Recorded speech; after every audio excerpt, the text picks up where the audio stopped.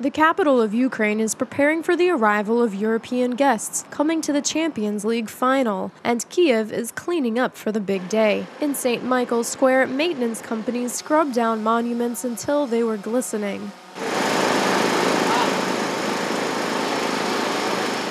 The recipients of the washdown were Princess Olga, the creators of the Cyrillic alphabet Cyril and Methodius, and the Apostle Andrew I. But this is no simple shower. Of course, each of the materials requires a special and separate approach. For example, take marble. It is a porous material and is very absorbent. Therefore, we do not use chemical detergents. We wash it with pure water and a high-pressure hose. For the pedestal, though, for the gray granite, of course, we will use chemical detergents because rust has appeared and calcareous sediments have formed from the elements.